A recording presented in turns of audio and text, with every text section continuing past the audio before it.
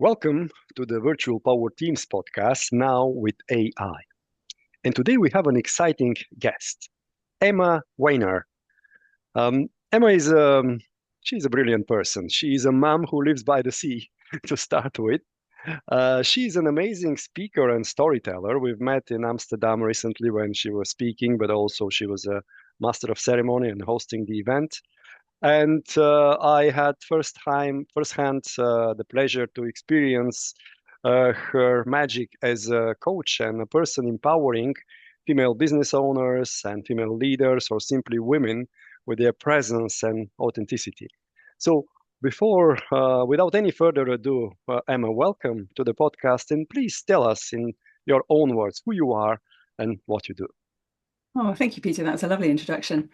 So I am an executive presence and communications coach for women in business. So that's whether you own your own business or whether you are in a corporate structure.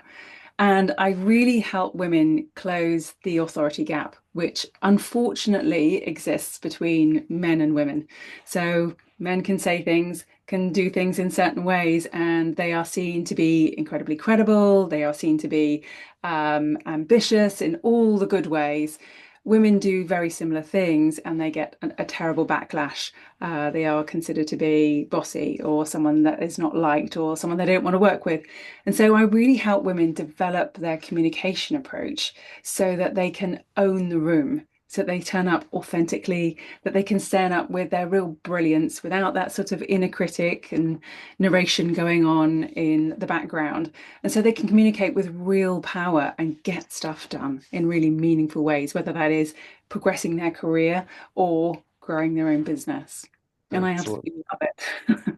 Excellent. And because we have men and women in the audience of the podcast, I don't want to polarize too much. For the ladies, there will be effective tips.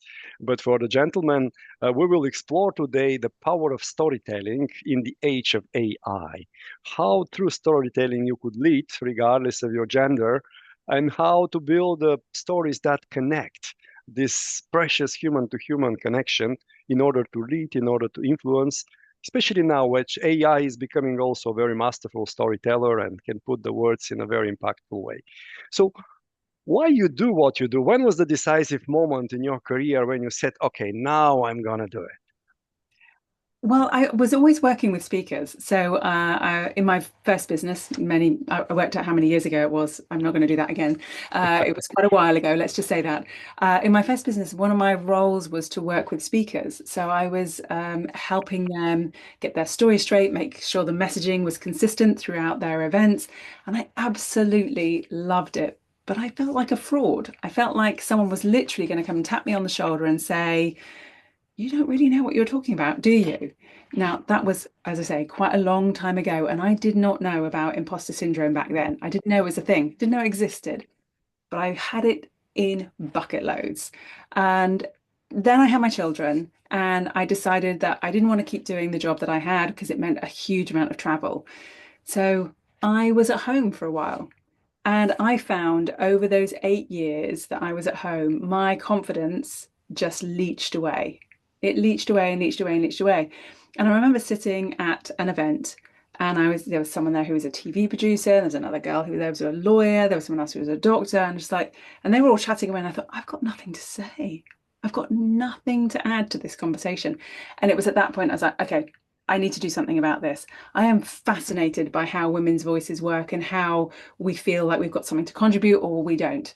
My value was really tied up with my role in my business before. So I enrolled, well, I didn't, I auditioned for to do a master's degree in voice coaching and training at the Royal Central School of Speech and Drama. And it was the hardest year and yet the most transformational year of my life. And I came out having totally rediscovered my voice and galvanized that real desire to go, okay, I don't want women to be sitting around tables feeling like I was feeling for those few years. I want to get out there and help women really feel confident to communicate authentically, like themselves, with real power and real passion. So that's how I got back into doing this work. And yeah, I love it. Amazing, amazing. It's always your own transformation.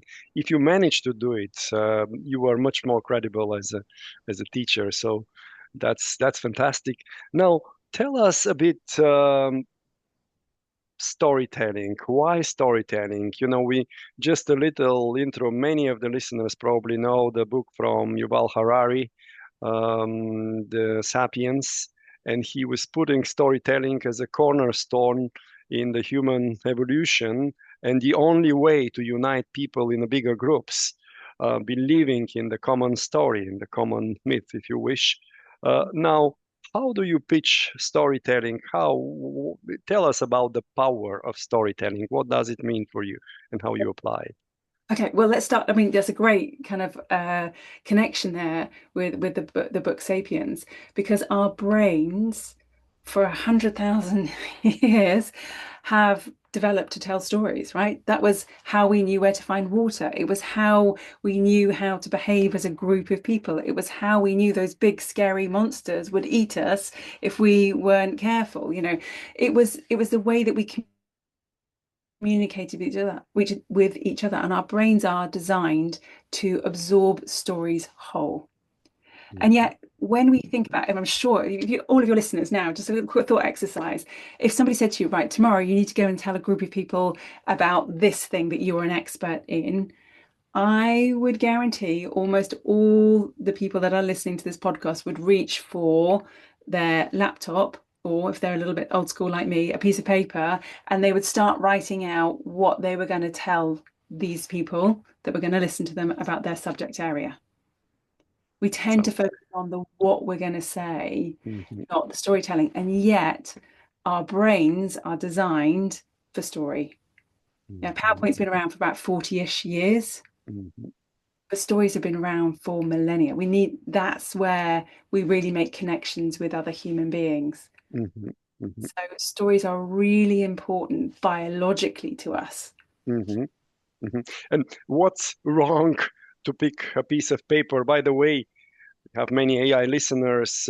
One of the revolution going on now, and 2025 is the year of AI agents, where they could do things for us, not just give us smart advice, but they would do things on our behalf. And in order agents to operate, the breakthrough was so-called chain of thought reasoning. So AI first creates a plan, what it will do as we do as humans on a piece of paper, and then piece by piece start executing and learn and reflect. So what's wrong with putting it on a piece of paper? Or you had another spin up of the It's power of the story? There's Hmm. nothing wrong with it, Hmm. but the facts, the sort of facts and figures, if you like, aren't what's going to connect you with the other human beings in the room, right? Those facts I and see. figures, they're useful, they're really helpful. That structure that AI can provide for us, I use it all the time. I'm dyslexic, so I have great ideas, but I do have problems structuring it in ways that is meaningful to anybody else. So I Yes. use AI. I'm like, okay, this is what I want to say. This is the feeling that I get, and I use it to help me create the structure. So there's nothing wrong with using AI. Hmm. I think it's amazing. It's literally revolutionized my business. Hmm. And there's nothing wrong with facts. We need to convey information to other people. Hmm. What I see is slightly ineffective, or the more effective way of doing something is to have a balance between that facts, those figures, that data, and the emotional content, which is your storytelling. And Hmm. AI can't deliver the story for you. It can Hmm. help you create the story. It can help you edit your story. It can help you make it sound amazing on paper. What it Hmm. can't do is stand up and deliver it for you until we get to the point where you can actually physically create, create a proxy who can go and do it for you, which we're not there yet, I understand. You need to be able to walk in that room and deliver that story yourself. Hmm. It's, Hmm. Yes. I was just wanted to say it is the facts, and I fully agree, are probably 20% if we get 20/80, and 80 is the delivery and the emotional connection. And this 20/80 comes in many areas of life. Now, what is your what on top of the facts can make you a masterful storyteller who really connects and influences people and they follow him and they hang on your lips and so on? yeah. Well, I think first of all, you've got to be really comfortable with the storytelling. And where Peter, where you and I met, I'm sure. So we were there for 3 days. I think there was about 8 speakers a day-ish. Yes, And I'm gonna bet money that there's one or two of those speakers that you genuinely remember really well now. yes. And one of those speakers was a lady, and to tell me if I'm wrong, but I'm pretty certain I'm not going to be here. Maria. Maria. Okay, yes. Right. So, she walked up on the stage, she turned around, she looked at everybody, she smiled, and then she stepped forward and she said, "Imagine." And she told this story about her professor at university. She's an engineer, sitting around this big table, smoking his cigar, and basically, telling her and her twin sister, who were in this engineering class, only girls in this engineering class, telling them off. And that story has totally stuck. He Just so I finish off the story for Maria Elena, she was told that she should stop engineering, go off and design bras. And then she said, I didn't, and I did this. And she shows a video of her having designed these incredible fighter jets. And like, she will stay in my mind forever, forever, because she stood on that stage and she really held the space. She was entirely comfortable taking up the space to tell a story Mhm. that seemingly didn't seem to be related to the topic that she was then going to talk about. She was really comfortable taking her time telling the story. And she was really comfortable leaning into the language of the story. So it meant and I looked around, I did actually turn around and look at the audience because I was sitting at the front and I was watching people's faces and they were utterly engaged with her story Mhm. because we didn't know what was going to happen. Mhm. And then when she showed the video of her having designed these incredible fighter jets, we were like, oh my God, this woman's amazing. So storytelling is really powerful when we lean into it. We're really comfortable with the space. We really use the language of storytelling. We don't hedge around it and sort of tell it a story and sort of tell it quickly and feel uncomfortable about it. If we Yes, can embrace it, then our audience will come on that journey with us. yes, yes. Lovely. Um, I'm a mathematician. First, my education is mathematics, Master of Mathematics, and I have formula for all important things in life, including for storytelling. There are five key components which I teach on my storytelling workshops. But what would be not your formula if you're not so kind of maths fan, but what are the key ingredients of a masterful story for you, including the delivery aspects of it, which Yeah. you said are. Yeah. So I think character for me, you've got to have a Hmm. character. We have Hmm. to have somebody that we can love, somebody that we can hate, someone's who hero, someone who is the villain. We need that character in there. All good stories have a Yes, good character. yes. All good stories have a goal. Hmm. They have somewhere that we're trying to head towards, right? We have to get to the whatever it is. So like Frodo, for the Lord of the Rings, he had to get to Mordor to throw the ring Hmm. in, right? That's the goal. uh, there has to be a struggle.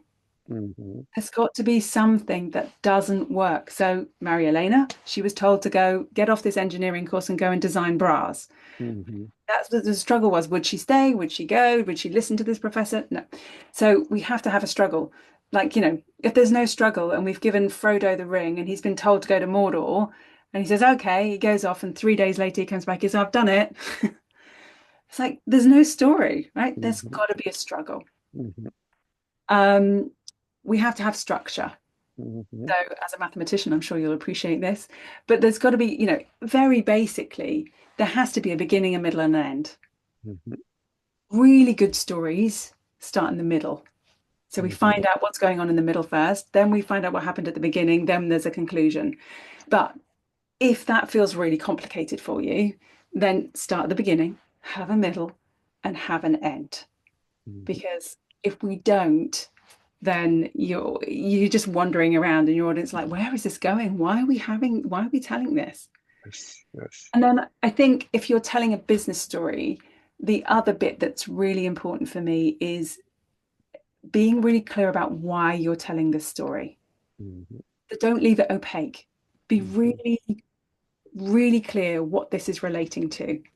I'm Hmm. going to tell you this because, or when you've told the story, The reason I told you this story was because I wanted you to understand, I wanted you to see, I wanted you to whatever, so that it's really clear for your audience, so they're not having to make that leap between your story and then the content that you're creating, because it'll be really clear in your mind, might Mhm. not be clear in their mind. So I think for me, those are things that are really critical alongside great confident delivery. Yes. Excellent. So you hit 4 out of 5 in my formula. What did I Excellent. miss? Yes, I mean the struggle, I called it fight, but I guess in English struggle is a better word. Without having this conflict, it doesn't work. Then Yeah. the character or protagonist, I call it, it is one key, very tiny little thing may improve the story because it's all about having a film starting in the heads of the audience. So there is a kino in their heads and they imagine.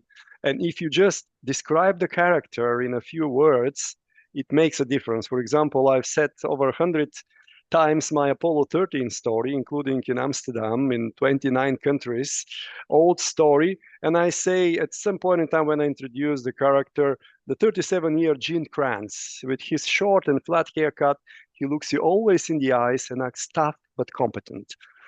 And then the people already know it's a man like middle-aged, and then this person start acting.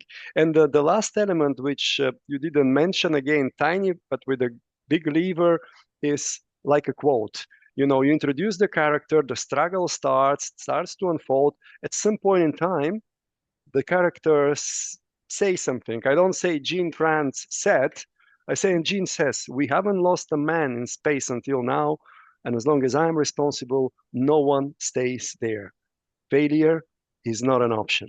And just the moment when this character becomes alive and you are kind of representing, if it's a male, but somehow the audience is really hanging on your lips. So those little things, you know, as you describe, plus describe a bit the character and having a quote ensures there was a research that all great stories have a similar pattern.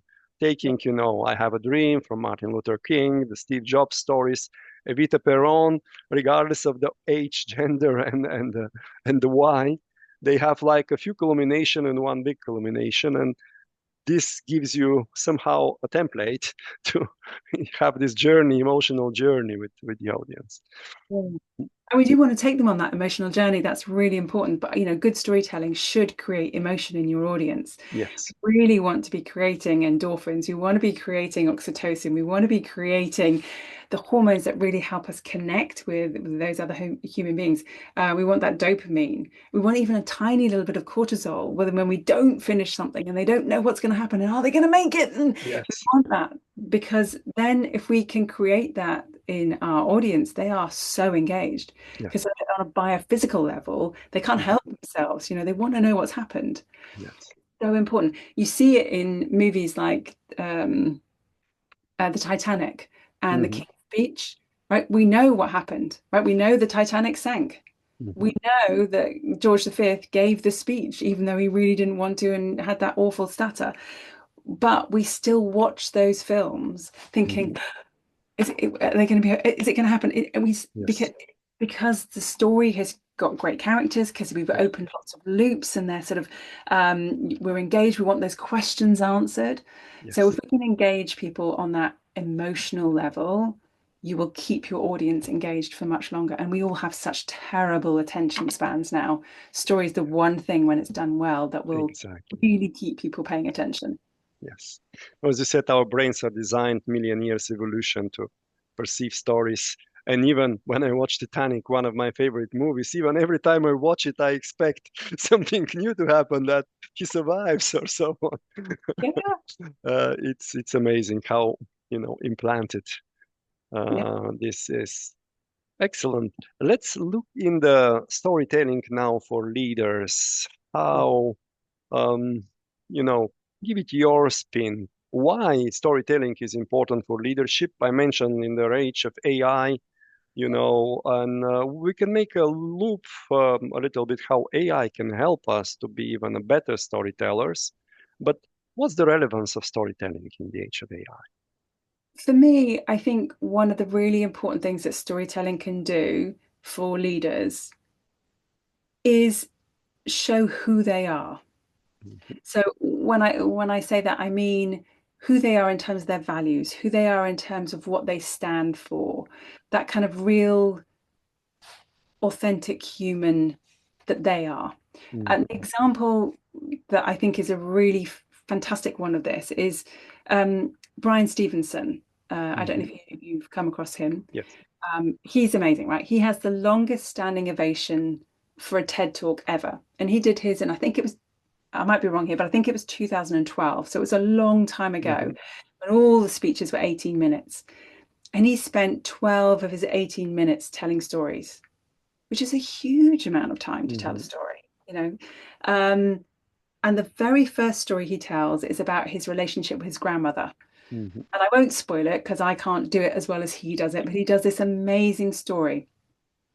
And it causes the audience to laugh. And at the point where they stop laughing, he has a line which Mhm. shows them that he has kept a promise for Mhm. 50, 40 years, I think it is, 40 something years. And at that point, the audience then trusts him Mhm. because what his story has done has shown that he is a man of honesty and value. Right? He Mhm. made a promise and he has kept that promise for a really, really long time. So I think what stories can do when you're telling stories about yourself as a leader, particularly like if you're coming into a new space or you've got a big challenge coming up or there's transformation going on, when you tell a story about you and your experience, what you're doing is saying, this is who I am, this is what I believe in, and this is what you can expect from me. So I think it demonstrates that value system without having to tell somebody, I'm a very honest person. At Mhm. which point you're like, why are you telling me you're an honest person? No, I don't believe that you're an honest person because you're telling me.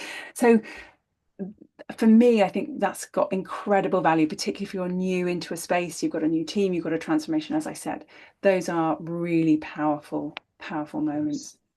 Spot on, spot on. And just to make a few references, it works live for sure when they see all body, and it works online as well. And even in a post, if you kind of frame it as a story, it has, if the audience practice, I know from my own experience, if I embed a story in my post, I get a lot more engagement, likes, comments, and so on. And so don't underestimate it, explore it in the various scenarios first. And second, now in the age of AI, they say AI becoming smarter in as we speak, and it will be much smarter than any professional human, like much better engineer, even much better songwriter, having all the songs during the human history and so on. So you name a profession, AI can create a better thing. And what would be the human apart from with the AI create even better masterpieces? It will be human to human connection. That would be the distinguishing factor of successful and also happy people that manage to create a deep, trustful human to human connection. And probably there is no better way, as you just said, to create a human to human connection than through story. They can learn about your values, they can trust you, they can, so many things that you would, if you try other marketing ways to do it, probably with a span of attention and so many competing, they would go. Story is the one that can guarantee, that they understand, they connect, and they stay longer with you. Yeah, I think that trust piece is so important. Nothing moves, well, everything moves at the speed of trust, rather. So, Yes. projects move at the speed of trust, your revenue and your business moves at the speed of trust, your career moves at the speed of trust. Whatever, the more we can create trust in ourselves, in the process, in the product, in whatever it is that we're doing, the faster that thing is going to move. But the way that the only way that we really feel trust is when we're in that room with other people, Yes. yeah, or in a virtual space with other people. Hmm. We've got a chance to kind of get to know them through story, through information. So it's really, really important. And we're imperfect, right? AI at some point it will become perfect. It Hmm. will, that it will be error, not but maybe not ever error free. I should ask you, but there will be minimal errors. Hmm. But Hmm. actually, there are moments where humans create errors that improve the situation. Hmm. Does that make Hmm. sense? In fact, Absolutely.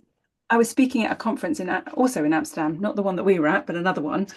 Um, and it was the state. There was only meant to be about 50 people in the room. There were lots of different Hmm. breakout rooms. It was meant to be 50 in this one.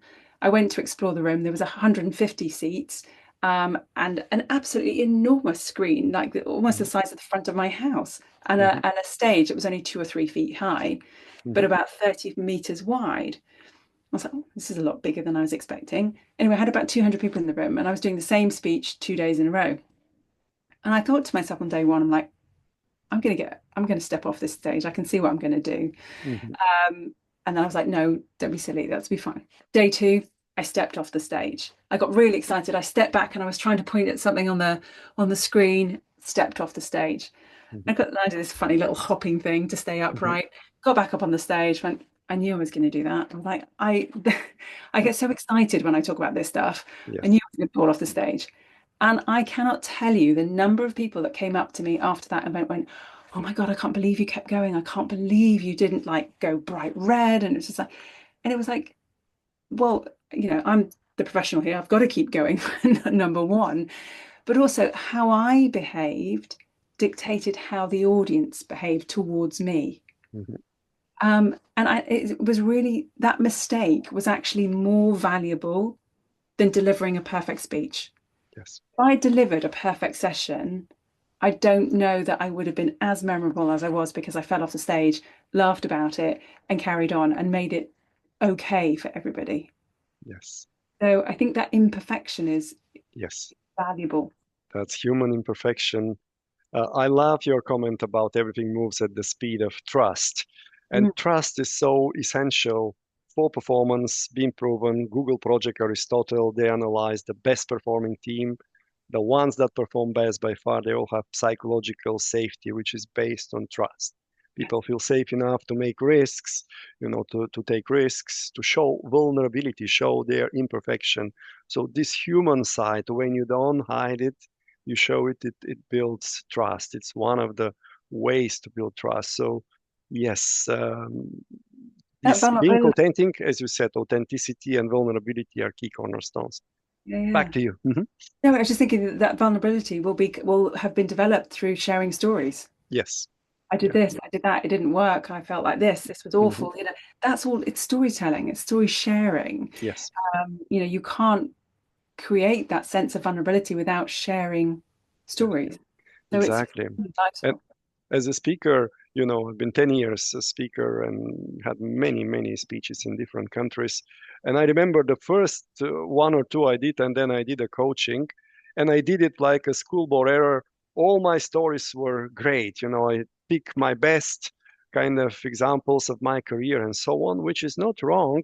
But I kind of avoided the elements when I struggled. And then I had with one of the best German speakers. I had a session, and he actually invited me to his event and even paid me. That was my first speech. But I see if I come, you give me feedback. I don't need money. And he said, in your stories, put the struggle.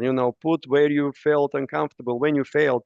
It would make you much more sympathetic for the audience. You will create much stronger bond, and they will trust you, as he said, and so on. So in each of the stories, also to have this dynamic, I put the moments where many of the stories are from my practice when I struggled, and I don't hide it at all. I name the emotions and the struggles, and I see the audience is much more engaged. So the vulnerability in a bigger context for creating a trust in the team on a one-to-one context, and even on stage during one speech makes a huge difference. It really does. I was at a different conference. I was at Nice, and I was walking past the main room, and people were coming out, and I heard two people say, "God, if I have to listen to another 'I'm so great' story, or this was Mm. such a brilliant success story, I'm gonna," she Mhm. was quite rude. She was getting very upset, and I was like, "Yeah," because when we hear this is what we did, and we were amazing, and it was all incredible, we can't relate to that story Mm. Mhm. because it won't be like our experience. Even if we had success in a project or a program, we won't have experienced it like that. We'll have experienced the struggles, we'll have Mhm. experienced the moments of doubt, we'll experience all of those things. And so whilst there is success, we don't necessarily remember it emotionally like that. Hmm. The journey is not, that's not our journey. So when we have somebody standing on a stage or hosting a meeting who's like, oh yes, we started here and then we did this and then we did that and we doubled that and then now we're here, you we can't relate to it. It doesn't feel real. It doesn't feel human. So we need, the more that somebody could stand there and say, yeah, this was really tough. This was a moment where we thought, I don't know if we can do this, but this is how we got round it. Number one, you're giving hacks to your audience, you're shortcutting their learning, but Hmm. also you're saying we're human. I'm like you. Like Yes. there's nothing incredible or different about my success. It's just that we did these things and this is how we got there. And Yes. it means it makes it much more achievable, possible for your audience. It's much more Mhm. inspirational. Yes. Fully agree. Fully agree. Let's deep dive a little bit in your expertise. We discussed after the conference, how to pitch successfully, and I was quite impressed by your method in a sense. Can you a little bit explain how a female business owner or a male or leader can pitch their products without too much selling, like in a speech, too much great, and have a success? Yeah. So I think sometimes what I hear when I hear, and I do, people will come and practice their pitches and do their pitches towards me, we tend to focus a little bit too much on the solution. Hmm. Uh, so if you sort of think about your 80-20 rule, what we really want to be focusing on to start with is the struggle. So, what is it that our potential clients are really struggling with? Because what they want is for someone to recognize where they are, to recognize their status quo, to see the symptoms, to understand the consequences of those symptoms, to and understand, if we extrapolate out, what's this going to mean, not just this year or next year, but the year after that. So really understanding where their problems are keeping them held and will keep them held in years to come. And what I tend to hear people do is they come in and they dive, they do a little bit of that, and then they'll dive straight into the pitch. And they'll straight, which is the solution piece, really, which is Hmm. how we can help you. But actually, even though our clients are experiencing the problem, we do need to talk much more about that problem awareness, why this thing is happening. Hmm. And then we need to talk about the fact that there is a solution. Then we need to talk about what our solution is. Hmm. And then at the end of that, you can talk about yourself and why you're an expert to lead people through this transformation. What I Hmm. tend to hear is people start off with, "Hey, I'm Emma, and I've been doing this for 22 years. I have a master's degree." And da, da, da, da, da, da. Who cares? Switch Nobody. off. Yes. Hmm. Nobody cares. Hmm. They will care because they need to do their due diligence and check you are the right person, but they don't care starting off. So, really, the big focus at the beginning of any kind of sales pitch has to be your client and it has to be the problem they're really struggling with. So, if you can talk about what they're thinking, if you can talk about the symptoms that they might be either physically feeling or experiencing within their business, they can go, "Oh, that's me. That's us. Hmm. That's where we are." And when they self-identify, it's so much easier to Yes. do the sort of selling part of your Yes. program. Because I they love boy. it. I love it. And when you say, like, step one is the problem, elaborate on the pain and struggle, then you said there is a solution, then it's my solution. How would be the step two? There is a solution. How would you frame it? So it's kind of like it doesn't have to be this way. So Hmm. you don't have to be here. Hmm. And it could be at that point you might use some sort of testimonials. So, like we've worked with clients who've been in very similar situations, right? That's really Hmm. helpful because it also says to Hmm. this business, you're not alone. There's other people out there. So we've worked with clients, or there's there might be some sort of very obvious business stories out there that you could use at this point. So, um, and they've gone from X to Y. Hmm. Um, and the way that they did that was using this kind of a solution. So you're talking in a general idea. Um, and then you can move into the real specifics of your solution. Now, the way that we do it in our organization is we do this and we do this and we do this. The reasons we do that is da da da da da da. Here's some more examples. Here's some data. Here's some testimonials. Here's use your evidence at that point.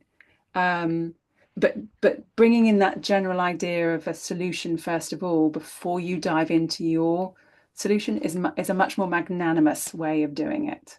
Yes. Yeah. Lovely. And Lovely tips. depending on the situation, you can also check in at that stage. It's like, does that sound good? Does that sound like a place that you guys would want to be in? Hmm. If at that point they're nodding, then it's like, okay, well, this is Hmm. easy at this point. If at that point there's resistance and they're saying, well, you haven't done this bit first, the first bit well enough yet. So then Hmm. it's like, okay, so what's bothering you? What's worrying you? Where's the sticky bit? You Hmm. have the conversation and then you can go on. Hmm. So I always think that sales pitches can feel a little bit like a download, and really they should be a conversation if they're done well. Yes. Yes. Lovely. Lovely. We will put in the podcast notes the link to your webpage and also the link to the TED Talk, Mm, Brian Stevenson, and yes. any other useful media you could suggest. Um, Maybe because you're dealing with leaders and the common denominator is the storytelling, but what would be your advice to leaders nowadays in the raising age of AI and Mm. attention span is, the new leaders? What would be your tip or advice? I think I think it's back to this using story, right? Use Hmm. use AI as a way of creating your story bank so Hmm. that you've got the talk about your experiences and then have your stories kind of stored up. And then, I do this like in an analog fashion with clients, but we would look at a story and we say, okay, how could I use this story? I could use it for this, and I could use it if I wanted to explain that. I could use it for this. And we would go through and we'd look at the same story and say, okay, if I told it slightly differently, I'm I would be raising awareness around this lesson or that lesson. And I think you could use AI in a very similar way and say, right, this was my experience, this was the story. What could be the potential business lessons here? Hmm. And then what you've got is a really versatile, we call them story stacks. You've got a really versatile story stack that you can pull out. So as you progress, you can become a better agile storyteller. Hmm. We can all become good strategic storytellers when we know we're going to tell a story, we can plan it, we can do all that stuff. Hmm. But as you rise up through the ranks, you really want to become a really good agile storyteller. So you can literally just pull it out of your back pocket. Tell that story, this is the business lesson. Tell that story, this is the business lesson. Yes. So I think you utilize AI, but make sure you've got that story stack there so you can just have them to hand. Yes. Yes. Yes. Lovely. By the way, um, and I would ask you just to share. I had a speech with 400 teachers and students, a mix, maybe 60-40 more teachers than students. They had an event, and it was about AI in the education. And there is quite a strong parallel how a teacher can use AI and speaker preparing his story and speech. So one of the things that make stories sticky are examples. To people with that's how our brain operates. If they see operation in practice, they would understand better, remember. And the other is metaphors, something which is like it, but not exactly. And if it's a new matter, you may need to think and scratch your head quite a lot. AI is brilliant if you give it the topic to give you a lot of good examples. In your prompt, you could be even more specifics and metaphors, and then you could pick and adjust. So, and also teachers to explain a matter like now, digital natives, my kids, your kids, you know, even lower attention span. You need to put it in their language, and you can tell, give it, And there was a way to explain um, any topic you need to explain as a teacher nowadays, you can make it more relevant and cool for the kids. We explain it. I forgot what was it. We did a live prompting and live demo, but they were the bees and bees, an influencer, and then TikTok and this and that, and it was really good. Which with my age gap, it would be difficult. But once I got it, because I also use these tools not as much, as a leader, speaker, you could use it and connect with your audience on a much more kind of native level. I think it's brilliant. I mean, I did do that recently. I used it to help me create a metaphor. And I Hmm. was trying to get people to understand about how when we want to own the room, we really need to take up space. Hmm. Um, and I described what I meant and I put it into ChatGPT and I said, okay, I need a really clean metaphor that's going to help this audience understand what I mean by this. And what it came up with was imagine an artist with a big canvas. And they Hmm. do a really faint little pencil drawing down in the bottom corner of this little tiny canvas, and then hang that canvas on a big white wall. And and because when we're small with our body language, when we don't use our voices, Hmm. when we're sort of, you know, bit in the denial of that space Hmm. that we have a right to, that's Hmm. what we're doing. We're bit that artist with a little tiny pencil drawing in the bottom of a canvas. Hmm. And when I said to them, what we want to be doing is filling that canvas with color and authenticity, they were like, oh, yeah, I get it. I understand. And it's really visual. And I've met people in that organization a year later and they go, oh, fill your canvas. Like, okay. So it is brilliant for coming up with those kind of metaphors. I would 100% recommend people use it for that. Yes, yes, lovely, lovely. So maybe concluding, what do you read or listen at the moment? I'm actually listening to, listening and reading to a book called Hmm. The Authority Gap by Mary Ann Sieghart, which is a very, very well researched book, which is Hmm. super interesting about the research that basically looks at the biology of why there is this authority gap between men and women. And I think it's really interesting to look at the data behind that. And it is nobody's fault. It really kind of comes down to biology and the fact that women have only really been in the workplace for kind of 100 to sort of 150 years, but Hmm. maybe 70-ish sensibly. And I think that's super interesting. Excellent. I think my five daughters would love that. So we will put the link to the book in the comments. So the last question usually is um, maybe one before the last. What do you use AI for, you personally, as a thought leader and a coach, Well, actually, I have to say, Peter, storyteller? you Hmm. have totally revolutionized my relationship with ChatGTP. I mean, completely. I was sort of using it before I met you, and then we had a really good chat at the conference, and now I use it for so much more. So most recently, I've been looking at trying to adapt my business model. I wanted to change it. I'm feeling like it was there was a lot of virtual work, and I wanted to do some more in-person work. I love being in front of physically with people. And I was like, okay, well, so I fed in some information about my business model and I said, okay, this is what I'm doing. And actually this is probably what I would like to be doing. Can you make some suggestions as to how I might be able to change my business model? This is where the friction is for me. This is what I'm really looking for. And it was fantastic at creating different ideas around different business models. And I have ended up taking bits and pieces from various ones that it created. But that kind of thinking, I can put what I already know, what I really want, but the structure that it put around my thoughts was amazing. So Yes. yeah, I use it so much more now, so much more.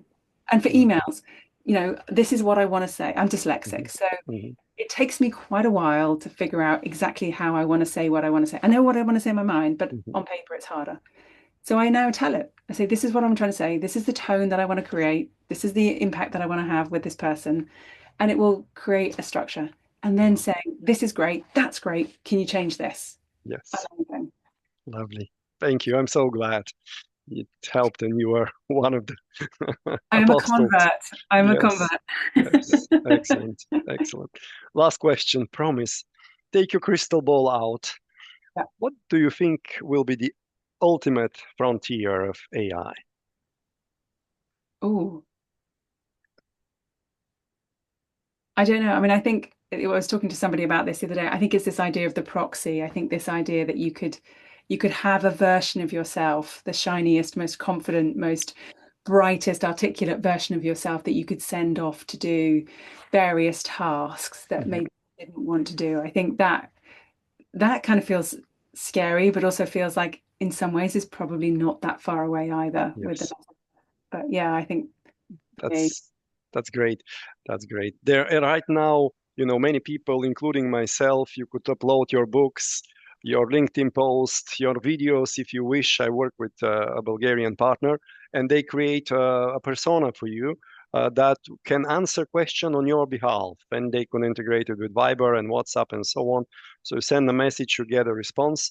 It is not perfect, but it really captures your spoken digital footprint, so to say. But I'm sure in a few months, years, it will be much more sophisticated. Also, the visual representation, taking all the doubts and imposter syndrome, and kind of producing all your thoughts and ideas, elaborating on them with the audience. So thanks for that. It's I haven't heard it in such a form. It sounds exciting again and very optimistic. Emma, it's been a real pleasure. Thank you for being with us and good luck on your journey empowering more people through storytelling and through your amazing human being and energy. Thank you so much, Peter. It's been an absolute delight. Lovely to see you again.